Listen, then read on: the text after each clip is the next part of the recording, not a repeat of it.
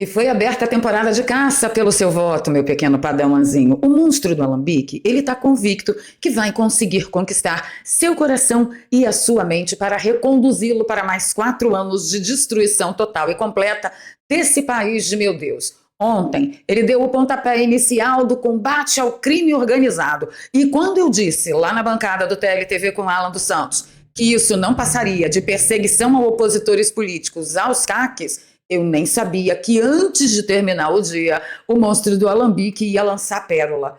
Eu tenho imagens, fica aí comigo.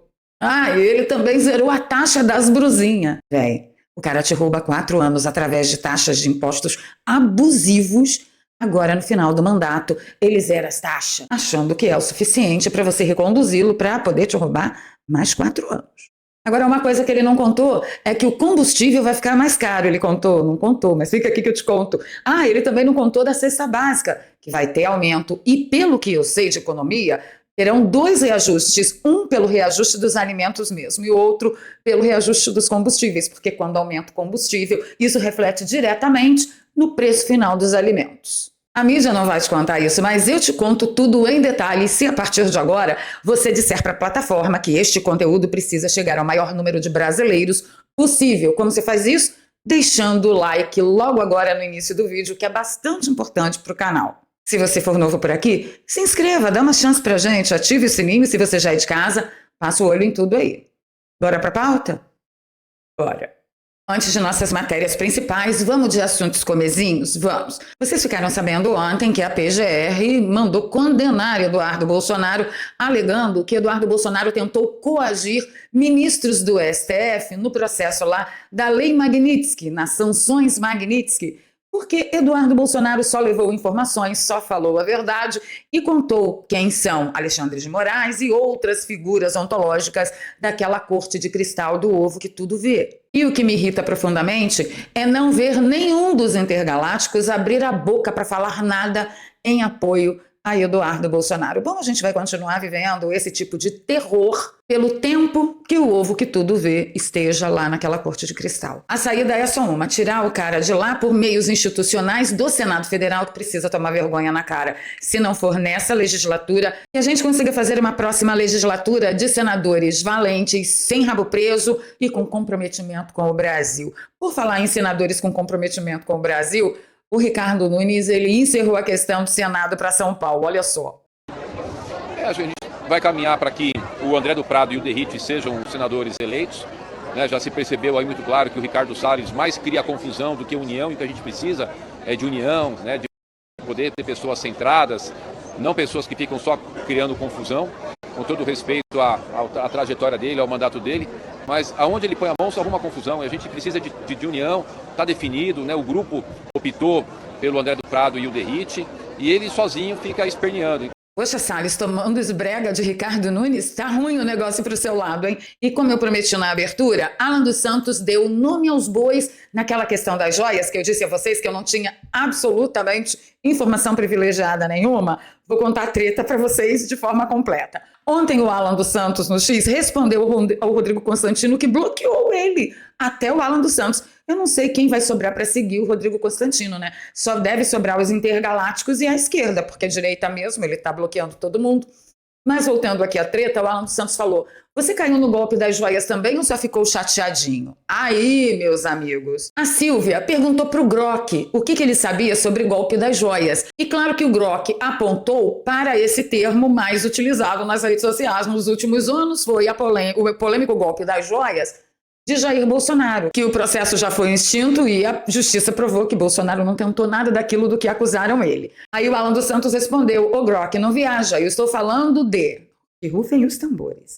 Everton Oliveira, que diz ser dono da minerada, deve ser mineradora, e que promete para as pessoas um investimento em joias. Mais umas 4 pessoas já me disseram que o dinheiro nunca volta inteiramente, ele anda para cima e para baixo com o pessoal de um site chamado Cruzeiro, como nessa imagem abaixo, fazendo hang loose com a mão aqui, gente.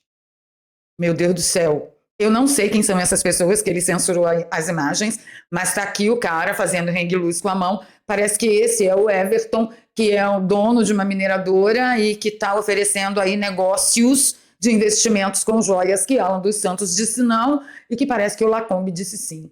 E parece que isso motivou muito também, já uma relação desgastada, a separação do Lacombe com o Alan dos Santos. Você estava sabendo de alguma coisa? Deixa aí nos comentários para mim. O Nunes Marques e o André Mendonça tomaram posse como presidente e vice-presidente, respectivamente, ontem no TSE. E fizeram disso, gente, um rapapéis, como se os dois tivessem ganho uma eleição. Cara, eles não foram votados, eles não foram eleitos. É rotativo. De tempos em tempos vai lá e troca os presidentes. Quer dizer que toda vez que trocar presidente vai ser essa lambança com o nosso dinheiro? Sim, parece que sim. E eu vou parar por aqui, tá? Porque dona Michele interagiu com a esposa de Alexandre de Moraes depois de 129 milhões de motivos para que essa mulher não aparecesse publicamente. Estava presente, sem o menor constrangimento. A certeza que eles têm da impunidade é bastante, viu? Bastante. Mas aí, tudo que me interessa dessa posse desses dois no TSE foi a entrevista que Flávio Bolsonaro concedeu no evento. Então, preparem-se, coloquem o fone de ouvido. O áudio está muito sujo, tem muita ambiência e eu não consigo limpar, tá? Aí, na sequência, a gente procura aí desfazer as outras injustiças que foram cometidas contra ele. Expectativa da presidência do Nunes? A expectativa, de novo, é ter um TSE imparcial, que é o que todo mundo espera. O papel do TSE é ser imparcial, diferente do que foi em 2022. Nós não vimos imparcialidade nenhuma. Vimos um desequilíbrio da disputa presidencial. E isso foi, inclusive, uma das razões para a revolta da sociedade, grande parte dela, de questionar essa neutralidade e a justiça do resultado da eleição. O senhor espera um processo eleitoral mais tranquilo do que foi com o Alexandre de Moraes? O TSE é igual árbitro de futebol, não pode aparecer no jogo. Quando aparece muito, é sinal que o juiz está errando demais, né? Então o que eu espero é isso, que eu tenho certeza que no voto a gente tira esse câncer chamado PT aí da presidência e o Brasil pode voltar a ter alguma esperança de resgatar o caminho da prosperidade. Agora eu vou dar uma passão para vocês sobre o plano de combate ao crime organizado. Ontem, quando eu estava na bancada do Alan dos Santos lá do TLTV, eu disse para ele, olha, isso aí me parece mais um plano de aumento de controle da sociedade, perseguição ao opositor político e perseguição à CAC. Porque nada faz sentido a nada esses temas que foram abordados nesse planejamento mequetrefe que é para inglês e americano ver. Mas eu não podia imaginar que muito antes do dia terminar, o monstro do Alambique fosse lançar essa pérola. Olha só. Eu disse ao presidente Trump, se você quiser combater o crime organizado de verdade, você tem que começar a entregar alguns nossos que estão morando em Miami. É só querer discutir.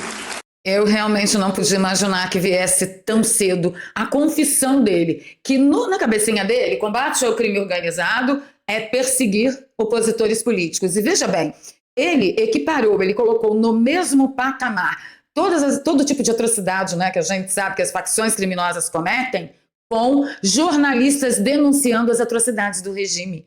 Para eles é a mesma coisa, entendeu? Gente, é grave demais. Mas fica pior, fica pior. Num dado momento, ele quase que implorou, não olhe para os meus meninos na favela.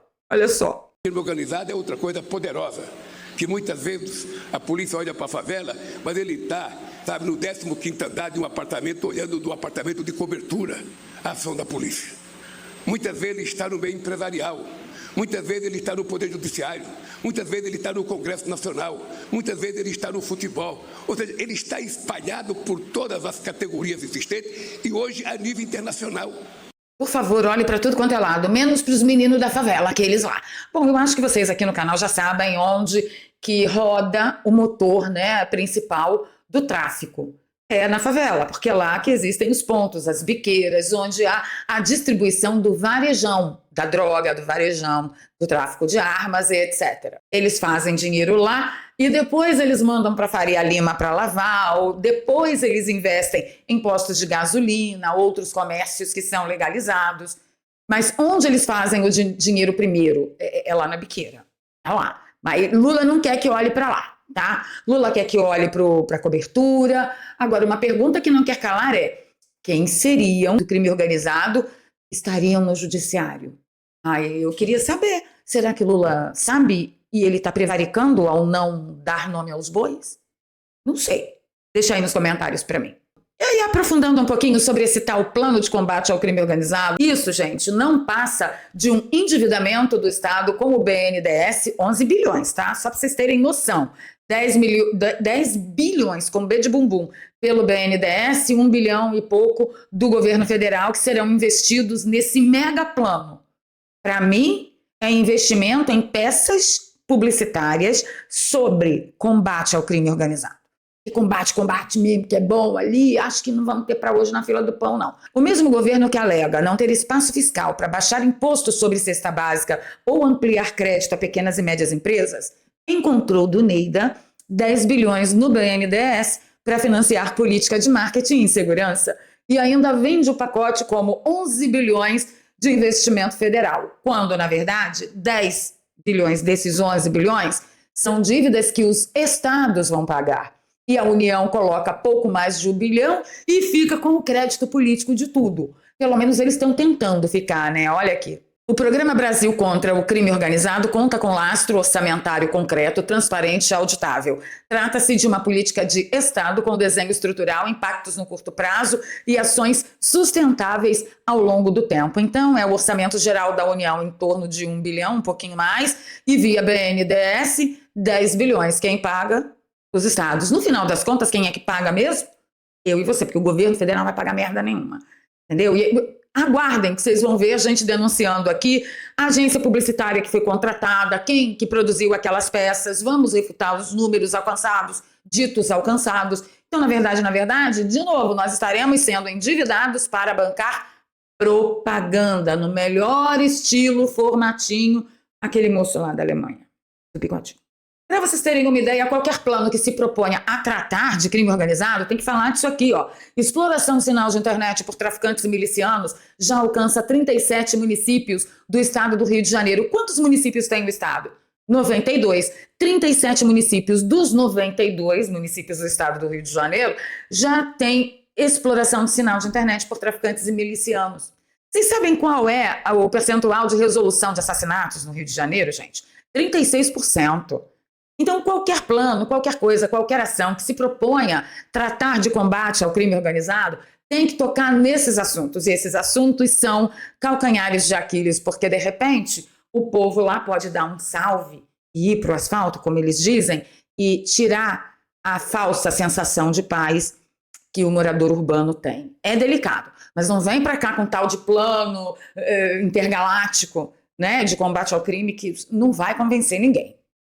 Pelo menos eu espero que não. Como última cartada, o apelo final, o desespero, o pedido, pelo amor de Deus, olhem para mim novamente, que tá meu número nas intenções de voto tá muito ruim. O que Luiz Inácio mandou no final do dia? Acabou as taxinhas da brusinha, fi, acabou. A medida provisória, que vai sair no Diário Oficial, em paralelo, sairá uma portaria do Ministério da Fazenda, estabelecendo a zeragem da alíquota da tributação sobre esses produtos, tá? Sobre essas importações até o limite de $50. Então isso deve acontecer no Diário Oficial dessa noite ainda, e a partir de amanhã, então, esses produtos vão poder ser adquiridos sem qualquer tipo de tributo federal. Aplausos! O monstro do Alambique passou os últimos 4 anos destruindo a vida de empreendedores, pequenos e médios empreendedores. Às vezes, gente que ganhava uma graninha na internet, pelo menos para defender a feira do mês, para levar 2, 3 litros a mais de leite para casa. Gente que estava até se saindo bem. Quantos e quantos vídeos nós não vimos nas redes sociais de influenciadoras que estavam vendendo seus produtinhos pelos seus perfis. Teve uma influenciadora que disse que financiou um Corsinha velhinho e estava conseguindo pagar as parcelas com as vendas dos produtos que ela comprava no exterior e vendia aqui. E aí veio o Lula e transformou esse negócio em proibido, porque fica proibitivo, né? Ao contrário do que garantiu Lula e Haddad, as pessoas vão continuar comprando mesmo que esteja mais caro. Não! As pessoas compravam as brusinhas porque era coisa de R$3, R$4, R$5, então o pobre podia comprar. E aí os empreendedores faziam o quê? Compravam de 10 blusinhas ao mesmo tempo e os R$3, R$4 virava R$2,90, R$2,70, R$2,50, e quando a brusinha chegava aqui, eles ainda conseguiam ganhar uma graninha. Era pouquinho, mas conseguiam. Por quê? Porque o produto continuava baratinho. Ele foi e destruiu essa faixa da economia brasileira. Agora, no final do mandato, ele zera a taxa das brusinhas, tentando reconquistar seu coração e sua mente. Diz aí para mim nos comentários. Você votaria em Lula só porque ele zerou a taxa das brusinhas? Se você fizer isso, você merece uma taxa das brusinhas de 400%. Mas sabe o que Luiz Inácio não te contou? Ele não te contou que o preço da gasolina vai aumentar. Isso sou eu que estou dizendo? Não, não sou eu que estou dizendo. O presidente da Petrobras, olha só. Estamos agora tratando desse aumento de gasolina, mas sempre de olho no nosso market share e na evolução do mercado do etanol. Nós estamos tratando disso, vai acontecer já um aumento de preço de gasolina, mas nós temos que ter certeza que esse mercado almejado continua nosso. O governo federal zela pela, vamos dizer assim, pela capacidade da Petrobras de se manter estável em cenários difíceis e também... Tanto é que não dá para ficar ouvindo tanta balela. Fala e não fala nada. É porque a gente vai ficar de olho no market share. Minha filha, você está de olho na caneta de Lula, que mandou vocês segurarem o reajuste esse tempo todo. Eu quero ver como que vocês vão se virar. Vai chegar à beira da falência de novo e nós pagaremos a conta novamente. Mas é só isso? Não é. Agora tem aumento de cesta básica. E peraí que eu já volto para comentar com vocês. Segundo um levantamento do Diese, 27 capitais brasileiras tiveram um aumento pelo segundo momento consecutivo deste ano dos produtos. Na capital paraense teve um acréscimo de 40% sobre esses produtos. Em São Paulo, a cesta básica está custando em torno de R$900. Realmente um custo que quase consome todo o valor da renda de diversas famílias brasileiras. Aí eu vou dar uma acelerada porque ela fala muito devagar, ó. São Paulo, cerca de R$906, Cuiabá, cerca de R$880, aqui no Rio de Janeiro, cerca de R$879. Qual o valor do salário mínimo? Como é que faz o brasileiro para pagar as outras contas? Aluguel, luz que está pela hora da morte, gás, água. Como é que faz? Como que faz para calçar, para vestir, para pagar um sorvete para um filho, para pagar um curso para um filho?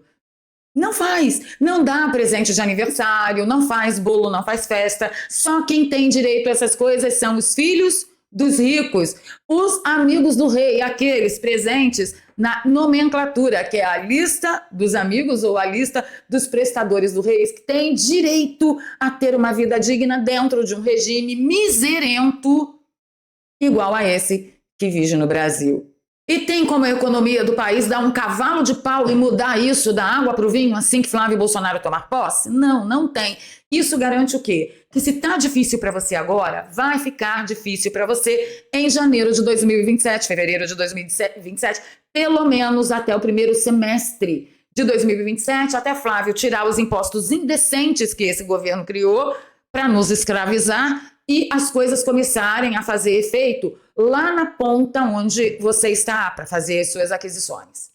Então nós ainda temos um duro caminho pela frente, é o que eu falo para vocês. Se preparem, e agora com essa coisa de zerou a taxa da brusinha, que tal você começar a aprender a ganhar dinheiro pela internet definitivamente? Eu deixo um link aqui sempre no comentário fixado e na descrição dos vídeos, que te leva direto para o WhatsApp do Daniel Alvarenga, que é youtuber de direita como eu, e ele desenvolveu um método mega revolucionário que te ensina a ganhar dinheiro pela internet sem enrolação a partir do zero. O mundo está caminhando para isso, essa é a profissão do futuro e você pode desenvolver diversos trabalhos. Agora o brasileiro vai desfrutar de uma boa janela econômica com o monstro do alambique zerando a taxa das brusinhas que disse que está valendo a partir de amanhã. Então não perde essa oportunidade, aproveita, porque eu não sei a sua situação, mas o que eu sei é que para muita gente, R$500 a mais por mês, R$1.000 a mais por mês, já garante um monte de coisas que hoje, sem esse dinheiro, as pessoas não têm. E uma coisa que ninguém consegue arrancar de você é informação. E se por acaso o pior acontecer e a terceira festinha mundial espremer o Brasil no que nós ainda nem sabemos que pode acontecer, você vai estar super preparado para ou ficar no Brasil ou ir para outro país, já com uma renda garantida que você aprendeu a ganhar pela internet. Eu não sei se você entendeu direitinho. Ganhar dinheiro pela internet te dá liberdade de movimento. Eu saí de São Paulo, tive que mudar da noite para o dia para o Rio de Janeiro por causa de um familiar meu que ficou internado e precisava da minha presença aqui. Eu pude. Pega o link, vai lá no Daniel Alvarenga, lá tem 3 aulas gratuitas que eu liberei para você. Você assiste a aula, é grátis. Se fizer sentido para você, você dá o próximo passo e eu te vejo lá do outro lado. Se não, você continua aqui com a gente, todos os dias a partir das 7 da manhã. Ficando por aqui, pedindo seu like, seu compartilhamento, se você gosta do meu trabalho, aqui tem um Pix, ó, é doarpravaleria@gmail.com. Qualquer apoio é muito bem-vindo, de qualquer valor, que aqui não tem dinheiro de vorcário, gente. Quem apoia a nossa caminhada são vocês. E na descrição eu deixo 2 contas bancárias e uma conta no PayPal, para você que nos acompanha de fora do Brasil. Amanhã eu vou colocar a conta na Wise também. E antes da gente ir embora, quase que eu esqueço, hoje a partir das 16 horas eu tô lá na bancada do Didi News e conto com todos vocês. E aí, bora para os comentários? O que você acha? Vamos levar fácil esse ano? Ou a gente vai ter que suar com os votos do Nordeste, que são sempre os últimos a chegar, e o Brasil todo coloca a culpa nos nordestinos? Deixa nos comentários para mim. Beijinho no coração. Fui.